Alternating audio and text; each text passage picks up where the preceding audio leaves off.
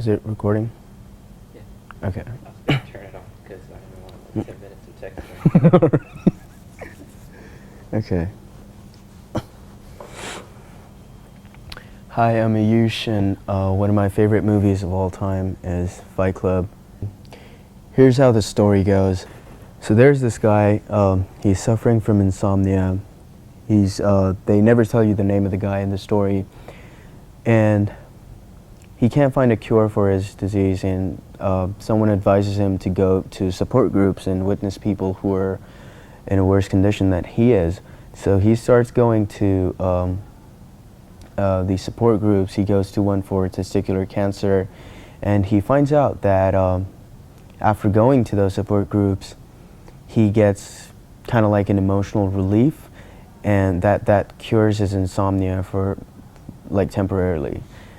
And then this one day he's going on a business trip, and he meets this guy in the flight who's his name's Tyler, and they have a conversation about how the safety instructions in the airplanes are just make-believe or something, and they don't actually like the oxygen in them is like supposed to get people high so that they don't panic in the situation. And he finds the guy to be really interesting, and they exchange phone numbers, and then the narrator goes back to his apartment to find out that the apartment's like blown up by an explosion. So he calls Tyler because he doesn't have a place anymore to stay for the night. So he calls Tyler and asks him if he can stay over at his place for the night. Tyler says yes, so he goes and meets with Tyler, and he finds out that he's he's a really interesting person, and they have this conversation about consumerism, and they get drunk at a bar. They walk out of the bar, and Tyler is like, hey, hit me. And at first the narrator finds it like really surprising and weird, like, because who would ask you to just randomly hit them? But he plays along, and he hits him, and then they get into like a fight. But the narrator finds out that it was actually kind of stress relieving, and he feels better and relieved after the fight. And so the people at the bar who were watching them also get kind of curious about what was going on.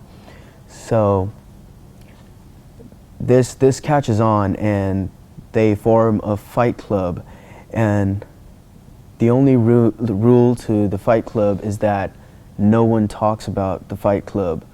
And so they have all these people joining their little gang, and it eventually grows into a bigger movement of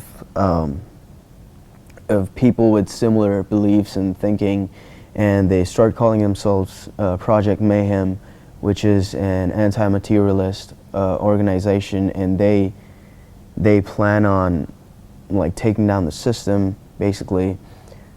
And the narrator at this point finds out that he's not as involved with the organization as he wanted to be, and also that some of the things that the organization is doing is not what he agreed upon.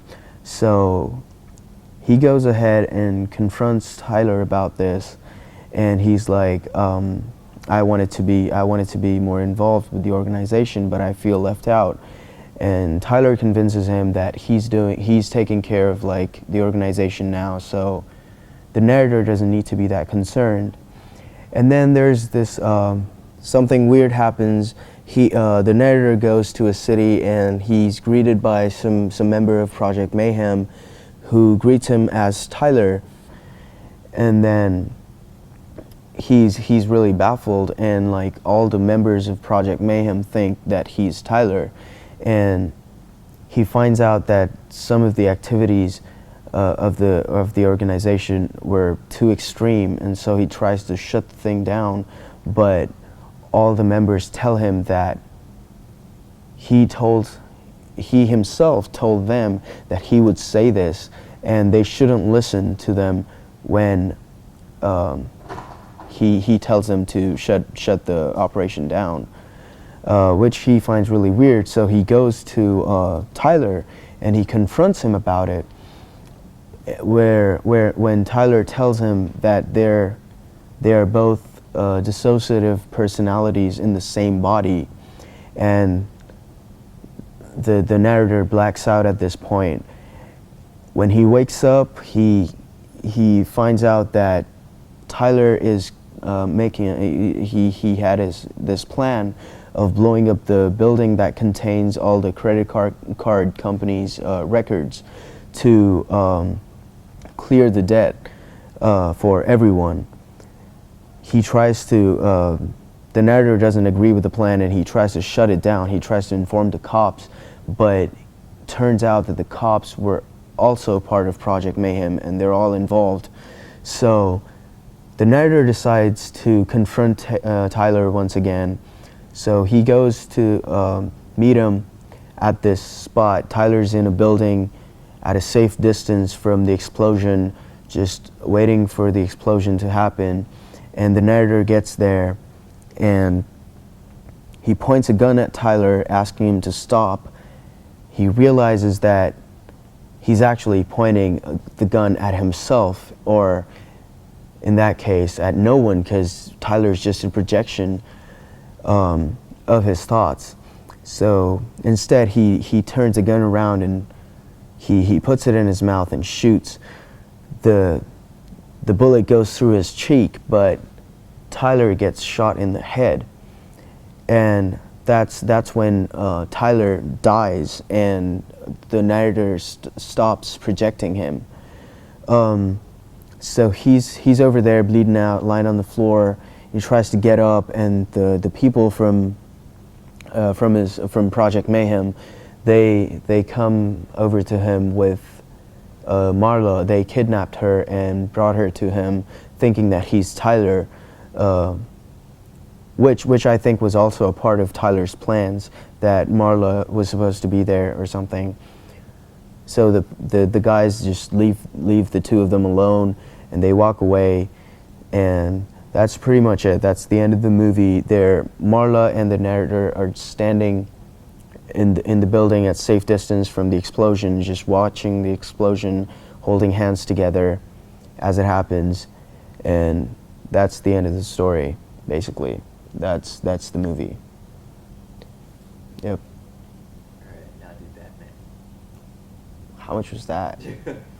Right now it's 11 minutes. So yeah, that probably was more than 5 minutes, slightly more.